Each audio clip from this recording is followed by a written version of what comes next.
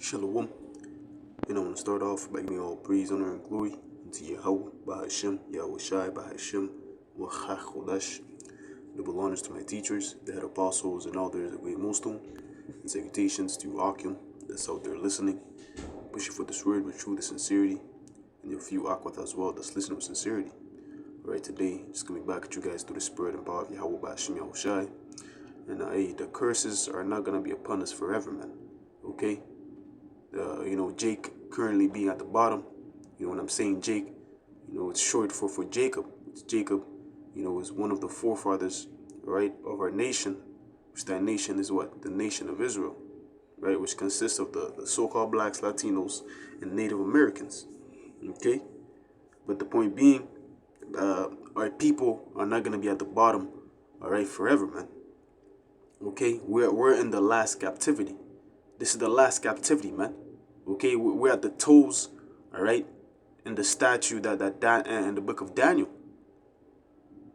Okay, so let's start with this in the book of Nahum 1 and verse 9. It says, "What do ye imagine against the Lord? Yahweh Bashim Yahushai, he will make an utter end. Affliction shall not rise up the second time." Okay? This is the last captivity.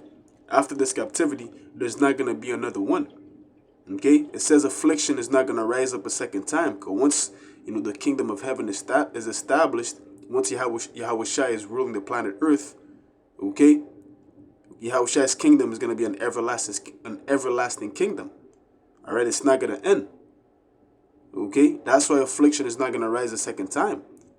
Scriptures tell you how we're going to rule forever, man. Okay? Right now is just, the time of the Gentiles. When it speaks in is that in Luke, Jerusalem shall be trodden down until the time of the Gentiles be fulfilled. Okay? Right now is the time for the heathens to be ruling, and basically be over Jake. Okay? But what? That's coming to an end. We're at the toes of the statue, in Daniel, man. Okay, so when our people is not gonna be in this lowest state forever, man. Okay, let's get this in the book of Daniel 4. Just to back up Nahum 1 and 9. Right, this is Daniel 4, not 4, Salak, Daniel 2 and verse 44. All right, and it reads, and in the days of these kings shall the Most High power of heaven set up a kingdom which shall never be destroyed, and the kingdom shall not be left to other people, but it shall break in pieces and consume all these kingdoms, and it shall stand forever. All right, it clearly stated that what the kingdom, which is the kingdom of Yahweh Shai, the kingdom of heaven, is not going to be left to other people. What does that mean? That means what? No heathen, all right, is going to come and take the crown of Yahweh Shai's head, or usurp authority, all right, over the nation of Israel. No, man. Okay, once the kingdom is established, that's it. Okay, the heathens had their time to rule. They had their turn, man. Okay, and it says, but it shall break in pieces and consume all these kingdoms. When you go up in the chapter, it basically breaks down the statue, right, from the head of gold down to the toes, mixed with mire and clay, man. With iron and clay, Salakia. Okay? But what? It said, what? It shall destroy all these kingdoms and stand forever. Because once Yahweh comes, he's coming to conquer, all right, all these heathen nations, man. That's why it says in the book of Revelation, he had many crowns on his head, man. Because he's coming to conquer. Furthermore, backing up, Nahum 1 and 9, why it's stated that affliction is not going to rise up a second time. Okay, because this is the last captivity. This is the last stage of the story where people, all right, is going to be at the bottom. Okay, once this stage is completed, hey, it's done. Okay, no more curses for people, man. Okay, let's read this in the book of Lamentation 2 and verse, not 2, Salakia. Lamentations 4 and verse I'm going to start at verse 21. It says, Rejoice and be glad, O daughter of Edom, that dwellest in the land of Uz. The cup also shall pass through unto thee. Thou shalt be drunken, and thou shalt make thyself naked. Yeah, these Edomites should be rejoicing right now, man. They should be, maxing out their credit card and living their life to the fullest. Because after that, man, it's slavery that's coming for their ass, man. Okay? And then when it's saying Edom in the scriptures, it's referring to the so-called white people. All right? That's the nation of Edom in the scriptures. It's the white people. Okay? They're the guys that be out there, when they stay too long in the sun, they turn red. All right? But it says what? The cup also shall pass through unto thee. What cup? The cup of slavery. The cup of the curses, man. All right? It's going to pass through unto these guys, man. And they're going to be drunken. All right? They're going to drink all the dregs of the cup, man. Just like we had to drink of that cup. Right? Scriptures tell you how that surely... let's get that in Jeremiah. They whose judgment was not to drink of the cup. Right? Let's get that. Where's the slide? Jeremiah, I think 49. Let's see here. Jeremiah 49 and verse 12, it says, For thus saith the Lord power, behold, they whose judgment was not to drink of the cup have assuredly drunken. Who is this referring to? It says, they whose judgment was not to drink of the cup. That's referring to the nation of Israel. We were not supposed to drink of the cup. But what? We transgressed the laws, right? We didn't follow the commandments of the Lord. Therefore, what? The Lord made us drink of that cup. Okay, which that cup is what? The curses. Okay? We surely drinked of that, man. The book of Daniel says, what the Lord has done unto us, no other nation has suffered it. So we drink that cup, bro. We drank it, man. Okay? And it reads on, it says, And Adar he that shall altogether go and punish, thou shalt not go and punish, but thou shalt surely drink of it. What? Referring to the nation of Edom. Okay? They're not going to go and punish, man. All right? They're going to drink the cup, man. Because what? They touched the apple of the Lord's eye. Who's the apple of the Lord's eye? The nation of Israel, the so-called blacks, Latinos, and Native Americans. Okay? They've touched the apple of the Lord's eye. Therefore, they're not going to go and punish. They're going to drink the cup. And that's why Lamentation has said what? For them to rejoice right now, man. You live your life to the fullest, man. Because once the punishment is here, once judgment arrives, once you have to pay the tab, okay? That's when it is done, man. There's no more rejoicing for you, man. Now it's going to be mourning. All right? But let's read that again. Lamentation 4:21. It says, Rejoice and be glad, O daughter of Edom, that dwellest in the land of Uz. The cup also shall pass through unto thee. Thou shalt be drunken, and thou shalt make thyself naked.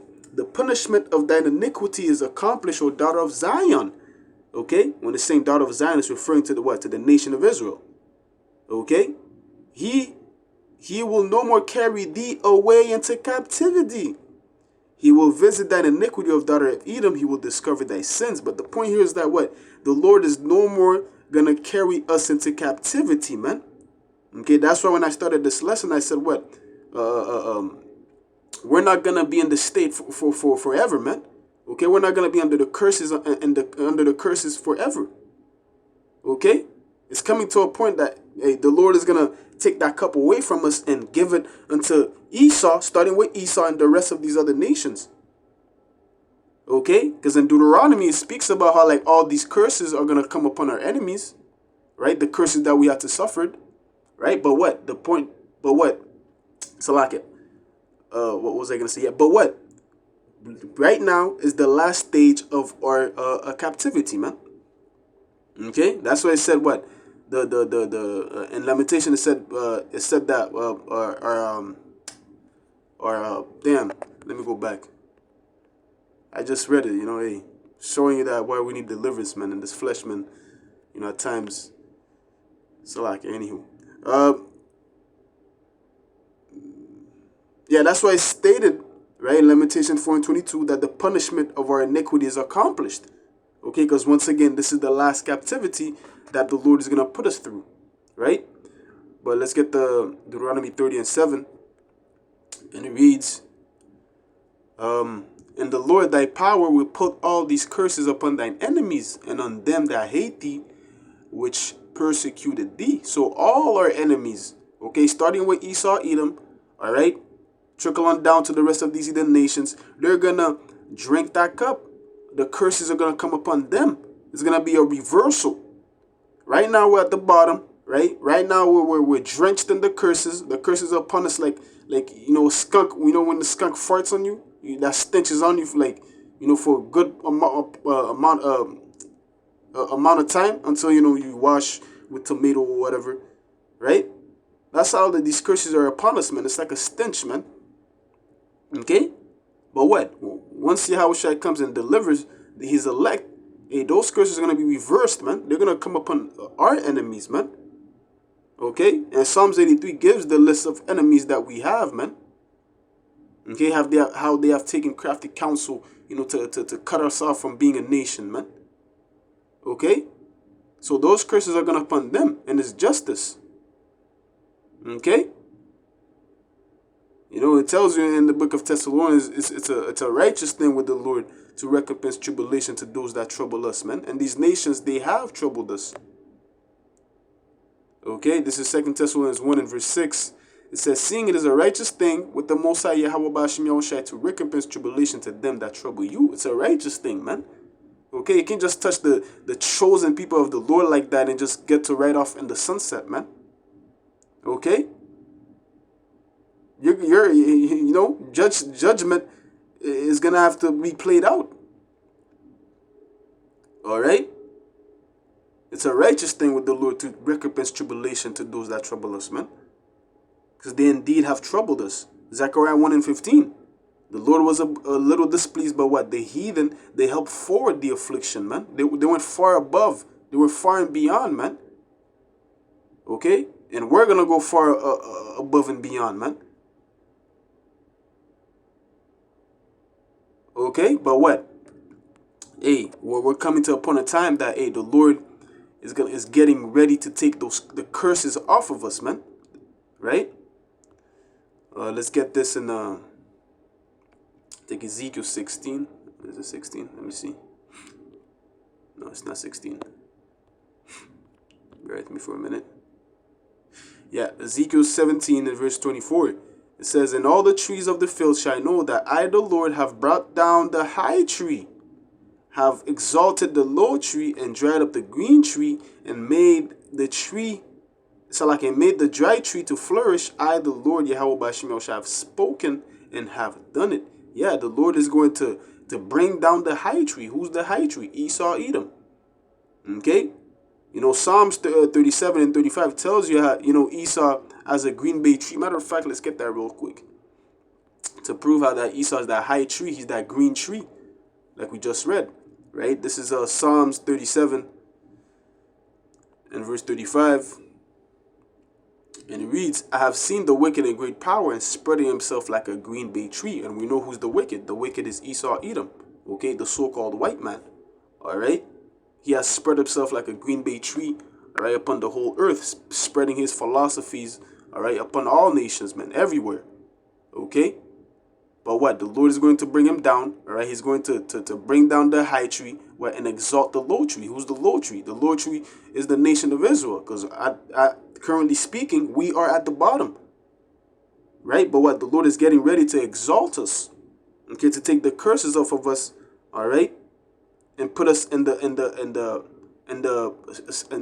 position that we're supposed to be in, being at the top, and these other nations being under us, being servants unto us, man.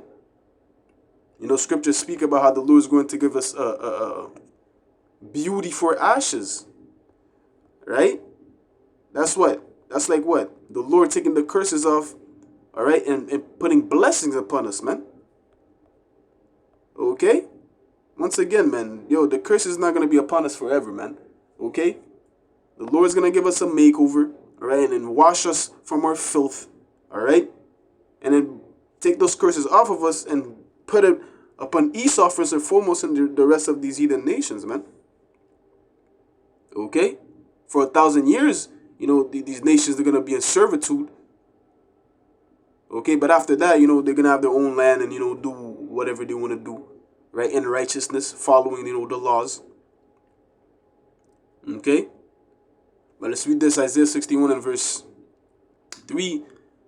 I'm going to start at verse 2. It says, to proclaim the acceptable year of the Lord and the day of the vengeance of our power, to comfort all that mourn in Zion. Right? To appoint unto them that mourn in Zion, to give unto them beauty for ashes, the oil of joy for mourning, and the garments of praise for the spirit of heaviness, that they might be called trees of righteousness, the planting of the Lord Yahweh Bashim Yahushai, that he might be glorified. Yes, the Lord is going to give us beauty for ashes, man. Okay, we're going to be called the trees of righteousness, because what? The Lord is going to exalt the low tree. Okay? Referring to us, man. Okay? That he might be glorified. Because we are the Lord's portion. The nation of Israel is the Lord's portion. That's who the Lord chose out of all the nations upon the planet Earth, man. That he put his name upon to show his glory in, man. You know? That's why the Lord is going to deck us out, man. You see? Scriptures speak about how, what's that precept?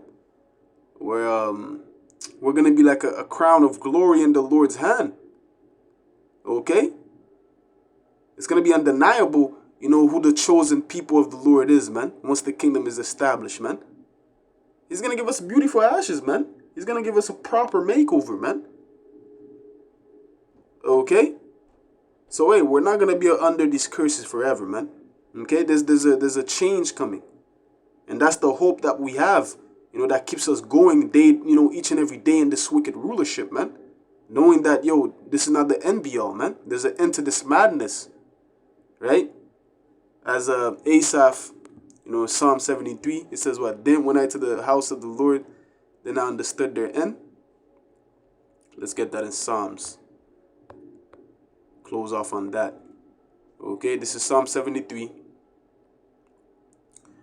And verse 18. Not 18.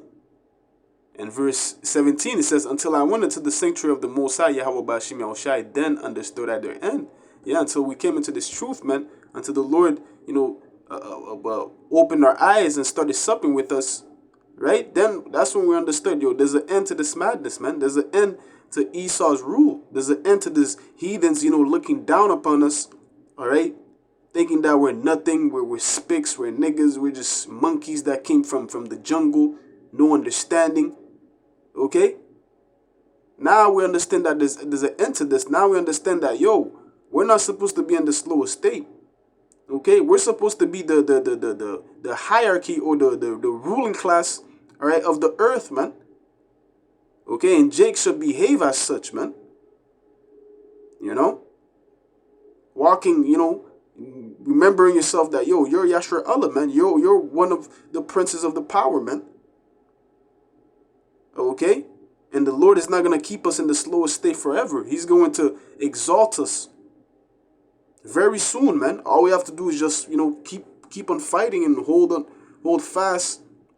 All right? That no man take our crown. And just endure to the end to get to see, you know, and live that moment, man. Okay? Hey, so with that, man, I'm going to close it off there. All right? By giving all praise, honor, and glory unto Yahweh, Bahashem, Yahweh Shai, Bahashem, Wachach, Kodash. Hey, Lord willing, this lesson was edifying. All right, until next time, I'm going to say Shalom.